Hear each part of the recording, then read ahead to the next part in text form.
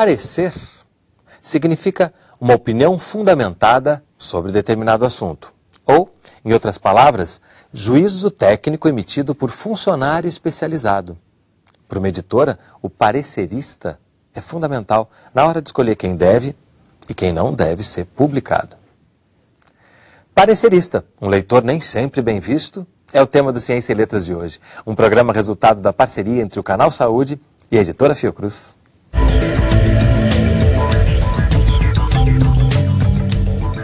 Conversam comigo no estúdio do Canal Saúde os pareceristas Luiz Antônio Castro Santos, PhD em Sociologia e professor do Instituto de Medicina Social da UERJ, e Francisco Inácio Bastos, médico, doutor em saúde pública e pesquisador da Fundação Oswaldo Cruz. A gente abriu o programa dando uma definição do que é um parecer. Aí eu queria ver se vocês arriscam uma definição pessoal do que é ser um parecerista. O parecerista é um desbravador, ousado, destemido e, em geral, intrometido. Dele se espera o que ele nunca consegue, uma neutralidade absoluta, um distanciamento, objetividade absolutos, isso é impossível. Mas deve-se esperar sempre uma generosidade em relação ao texto que está sendo lido e está sendo avaliado. Então, acho que a grande dificuldade nossa é diante de um texto de cuja temática ou de cujo recorte você discorda, né, você manter o distanciamento e dizer, bom, deixa eu mergulhar na composição do texto e verificar se a posição está bem defendida, se as ideias estão bem organizadas. Né? Abrindo a possibilidade, inclusive, de se rever em relação a essa discordância? O ideal é a gente não dizer, olha, você está errado quanto à sua posição. Eu acho que esse é o ideal, né? Mas você defendeu bem a sua posição errada. Uhum. E como você definiria? Eu acho que um ponto importante é exatamente o que o Luiz chamou a atenção, é que não necessariamente uma pessoa concorda ou discorda dos seus pontos de vista, mas ela tem que se mostrar consistente ao desdobrar os argumentos desse ponto de vista, né? E não sei quem escolheu o título do programa, mas o título é genial, né? Porque o parecerista, em geral, ele é um chato do ponto de vista do leitor, né? O autor, em geral, reclama bastante. Eu sei que sou um parecerista muito minucioso, então normalmente eles reclamam.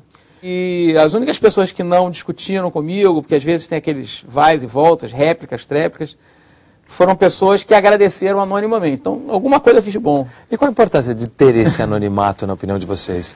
De você receber, por exemplo, sem saber quem é que está indicando caminhos como autor?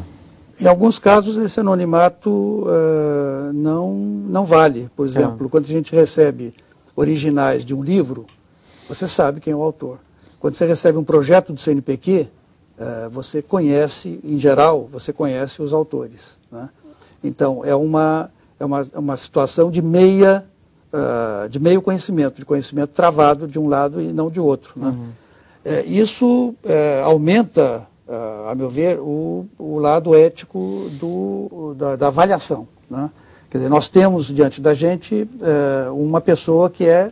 né, nomeada. Né? E isso pode, obviamente, criar no parecerista, né, a situação do confronto ou da adesão imediata. Né? Porque é um mundo em que as pessoas geralmente se conhecem, né? Não, não necessariamente pessoalmente, mas através das obras. Né? Então, aquela ideia, puxa, é essa pessoa? Ah, não deve ser bom, porque tal livro não foi bom. Né? Ou então, certamente esse texto é ótimo, porque, né, é uma pessoa que já produziu um belo texto anteriormente. Quer dizer, as duas situações devem ser evitadas por parte do parecerista. Né? E hoje em dia eu acho que cada vez mais, mesmo com anonimato, né, e talvez até, sobretudo pelo anonimato, nós nos vemos diante de situações difíceis. Eu considero o parecer, né, é como se fosse parte da produção de um texto. Tenho visto, por exemplo, pareceres de colegas que são assim, bom, aceitável, razoável. Isso não é parecer, né? Isso é uma brincadeira. E é uma opinião vaga, né? totalmente vaga. E eu tenho visto isso, né? O CNPq, justamente, hoje em dia, trabalha com essa ideia de que nós recebemos, né, sugestões, o Francisco também é bolsista de produtividade do CNPq, sugestões no sentido de que a gente circunstancie o nosso parecer, que seja um parecer o mais elaborado possível, né? Hoje em dia há espaço para isso. O CNPq sugere 4.000 palavras por cada bloco de avaliação, quer dizer, avaliação do currículo, um bloco, avaliação do texto, especificamente, outro bloco, né? Então, me parece que hoje em dia, mais do que nunca, né, nós estamos numa situação de crise iminente. Por quê? Porque nunca se produziu tanto, né, tão rapidamente e, às vezes, com tão pouco pudor. Essa avalanche de solicitações que nós recebemos de produzir.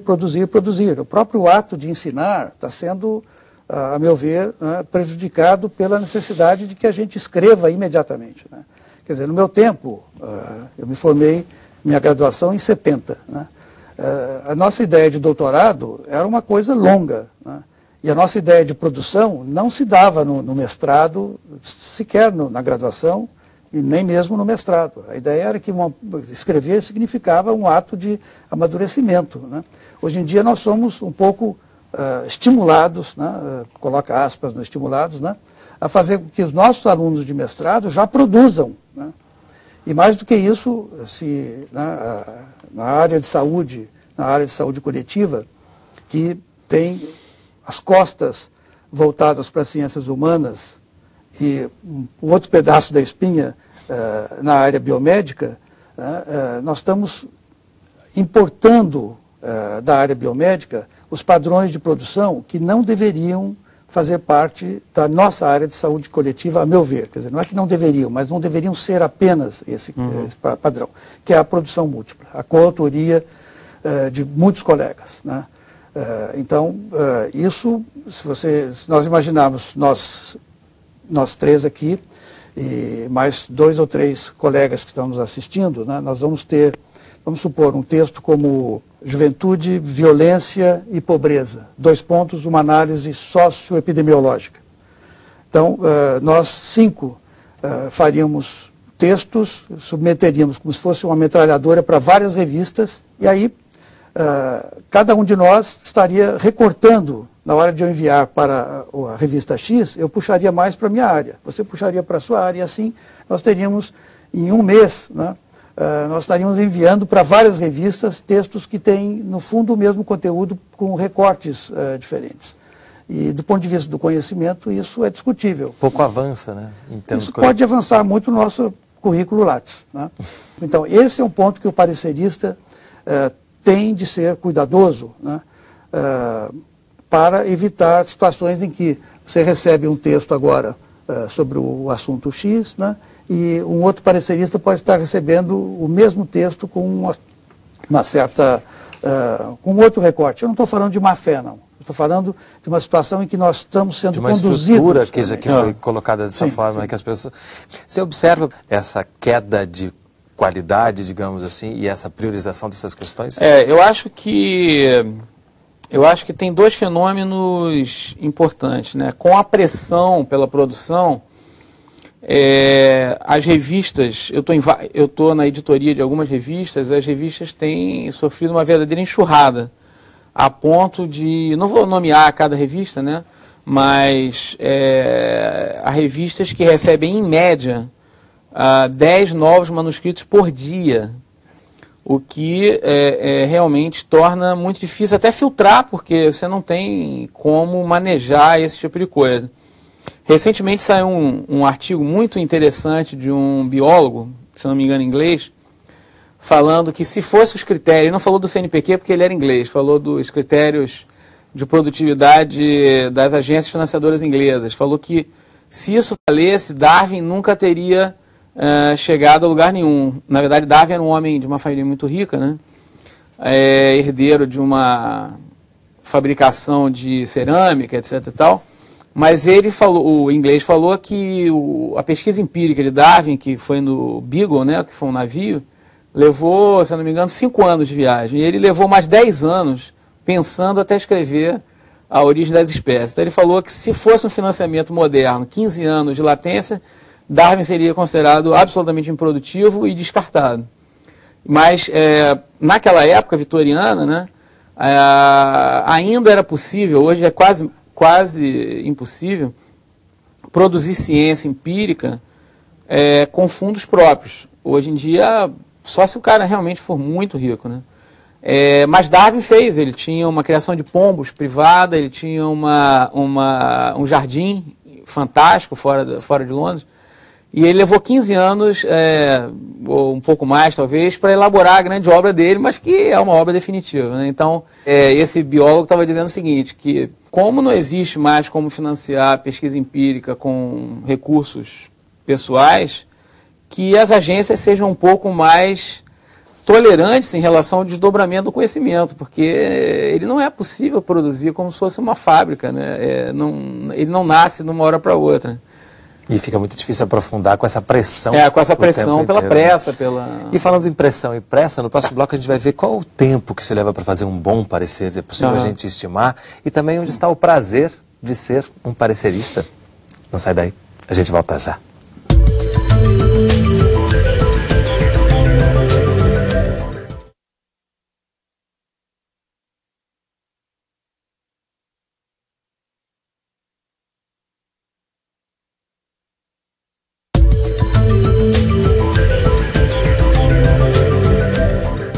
Parecerista, um leitor nem sempre bem visto.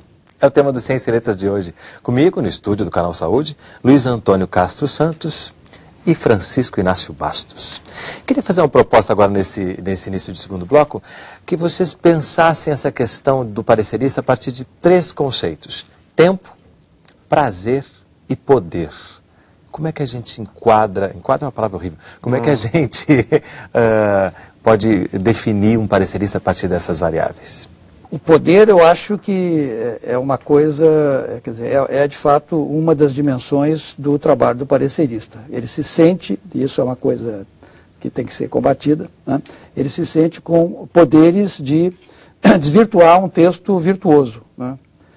E o editor poderá ou não estar atento a isso. Então, exatamente pelo que dizia o Francisco, né, sobre a enxurrada de textos que recebe uma boa revista, o editor provavelmente vai se basear cada vez mais nos pareceres e menos em seu próprio julgamento, né? Então, isso tem a ver com o tempo também. Isso tem a ver com o tempo, né? Se nós ficarmos com o terceiro elemento, eu acho que este está sempre presente e este é o ponto que talvez seja comprometedor da atividade de avaliação para muita gente. Existe essa compulsão hoje em dia de produzir, o que afeta as 3 variáveis, né? Especialmente as 2 primeiras, né, que você citou. Quer dizer, eu acho que a dimensão do tempo, para o Francisco, certamente o tempo deve ser o mesmo que para mim. Nunca menos de um dia para avaliar um texto. Com certeza. Né? E se for um livro, às vezes, uma semana. Não é, Francisco? Ou mais. Ou mais. E o prazer?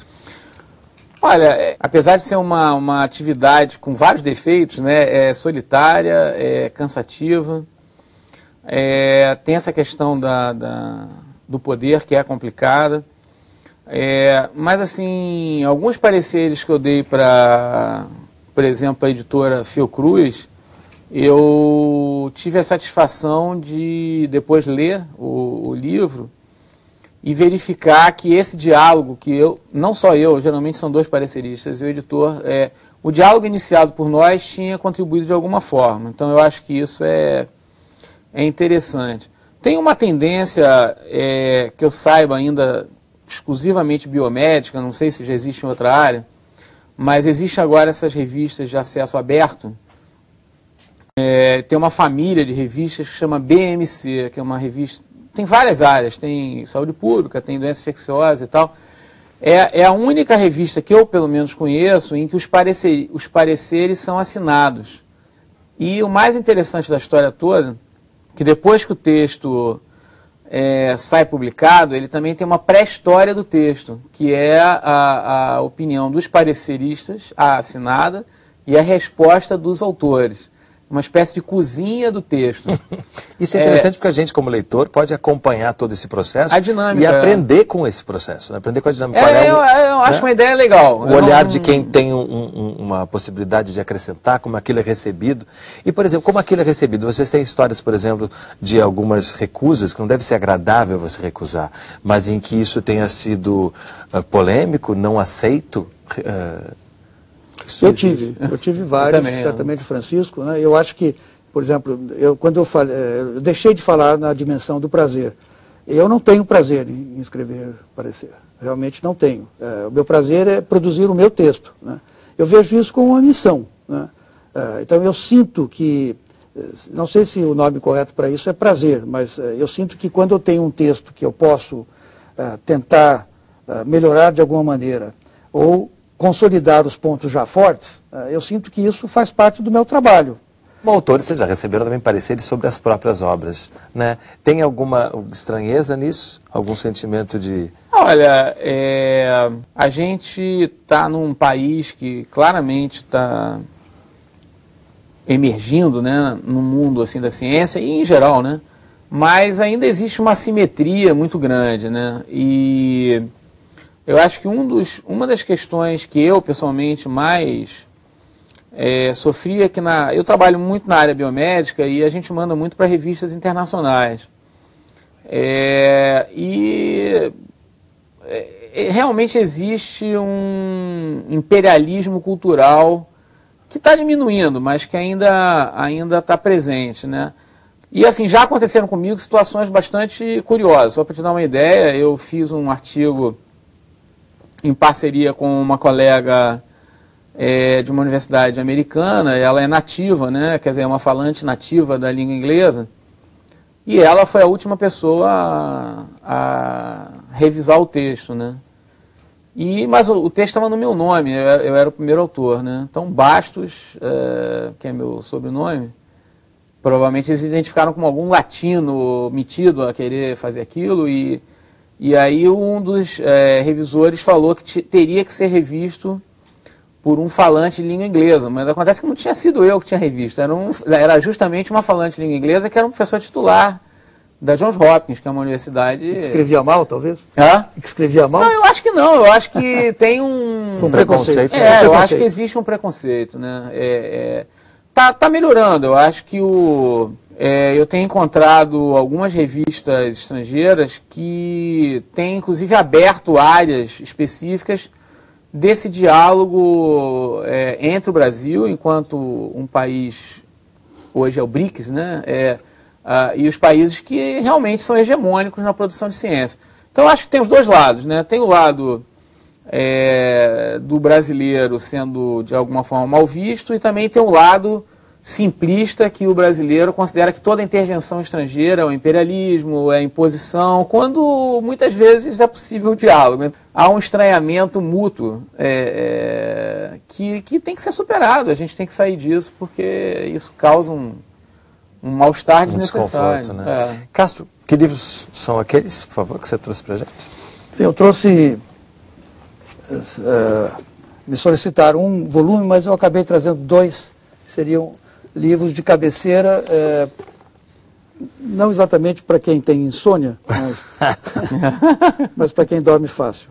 História, Ciência e Saúde, essa coleção é belíssima, né? Essa coletânea tem uma qualidade importante para mim, que é o fato de rediscutir grandes figuras da Primeira República, né, anteriores a 30, que foram marcantes para o início do que nós chamamos hoje em dia de reforma sanitária, né? Então é muito comum, né, entre nós a gente pontuar a história da saúde no Brasil como algo que só aconteceu depois de 30, depois de Vargas, ou então depois da Constituição de 88, ou depois de Alma Ata, do famoso Congresso de Alma Ata. Este livro é o primeiro, para quem tiver tempo de cabeceira, né, é uma primeira tentativa neste ano de 2009 de rever essa falta, essa ausência de conhecimento, né, sobre um período tão importante. O segundo livro, que é a Saúde Política, tem no seu subtítulo uma alusão ao papel da Fundação Rockefeller no Brasil, nesta mesma época dos nossos bandeirantes da saúde, né? Então, para mim também é um livro que revê certos preconceitos, né? Certas posições equivocadas sobre o papel da Rockefeller naquele tempo, né? Neste tempo, não no papel mais recente do tempo do Nelson Rockefeller, mas no tempo anterior a 30, quando a Rockefeller não teve no aspecto da saúde um papel imperialista de modo algum, né? Ao contrário, foi cooperação legítima entre parceiros, a meu ver, e ao ver da autora, que é a Lina Faria. Eu vou pedir agora a colaboração para você me alcançar o livro do Chico, que é um livro de fôlego. Falamos em tempo, né? Pediram um de cabeceira, esse realmente dá até para dormir, se você botar um forro, né? Porque ele é bem grande. Evolution. Os primeiros 4 bilhões de anos. É uma história com um fôlego um pouquinho mais longo que o dele, né? Porque não é nem Primeira República, vai 4 bilhões de anos para trás, né?